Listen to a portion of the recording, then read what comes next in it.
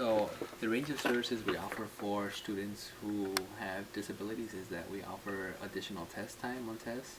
We offer specific accommodations in regards to large print tests and also different forms of the test. So if they're more auditory related or if they're more in terms of visual related, we make those certain accommodations. But for the most part, the student takes the same test and same content as a regular student does. And the way that students do get the services is that they do have to bring in proof of the disability, whether it is an IEP from a high school. Preferably, we would prefer a junior year IEP, as it identifies more specific related things that and accommodations that students receive. In addition, we also accept doctor's notes. So if the student brings in a doctor's note, it would suffice for them to receive the accommodations. In addition, if students need help, like in regards to transportation to campus, we really don't facilitate something like that. We would have a student need to be independent in order to navigate the campus. So we don't really have the staff for one-on-one aids, but most of the accommodations are done in the SRC, which is our Student Resource Center. So they don't really go into the classrooms to work with students one-on-one. It's more like they have to go visit the center afterward. But what we can do is we can provide note takers for the students.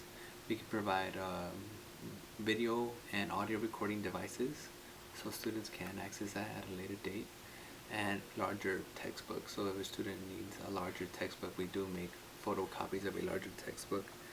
So we have all those supports. In addition, like I said, in regards to testing, we make those accommodations, and we try to put them in tutoring. So we have student services tutors who are more knowledgeable in regards to how to work students with different disabilities and best practices. So we figure out what the student's learning modality is, what their learning style is, and we adapt it so that way the student maximizes the interaction and they learn best. Language related services. In terms of language related services, we don't really offer that many. We are working on identifying ways we can assist students. But we do offer courses that are sign language courses, so we're trying to work on developing that method. But language interpretation, that's something that we're looking toward working. My contact information is eaguiar@elcamino.edu, or you can contact me via phone 310-900-1600, extension 2766.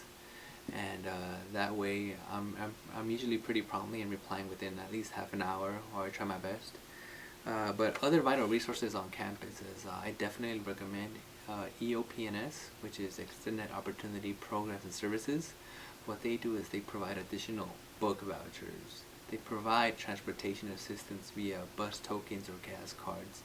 They have further academic counselors that develop students' educational plans. So whether your plan is to get a certification or develop a associate's degree or to transfer, we develop that academic plan so that you are ensured of a roadmap to wherever you need to get to. In addition, EOPNS is the one that gives out the most book supplies. They give out backpacks, book vouchers that's kind of like a money that you take to the bookstore and use it to purchase books. So they do give out supplemental resources for students. The other program I would recommend is called FYE. It's called the First Year Experience Program. That is a cohort-based model, which is that you take classes with the same group of students. So it's intersegmental classes like English and history or political science, and that's kind of like a learning community where you make friends, you form study groups, and a lot of the assignments are interrelated. So if, for example, if you were to study a certain time period in history, your English assignment would be to write about a paper about it and using the citation sources, introduction, body paragraphs, conclusion. And so that way most of your assignments are connected, and you see a correlation. And in addition, you transition to other classes with that same cohort. So you're building social skills, you're making friends, and the professors are all working within that learning community, so they're always communicating. If we see a student that is having like some issues with academics or they need additional support, there's always that communication and follow-up. So there's always a higher level of accountability within FYE. And other opportunities is that I definitely recommend students to make use of the resources. We have our library and student success center, which is a drop-in tutoring based center. All you need is a student ID, and they offer services to guide you on writing papers, assistance on mathematics, science classes, and we also have a computer lab which has over 100 computers. In the computer lab, you can spend all day working on an assignment, working on an online worksheet, a paper.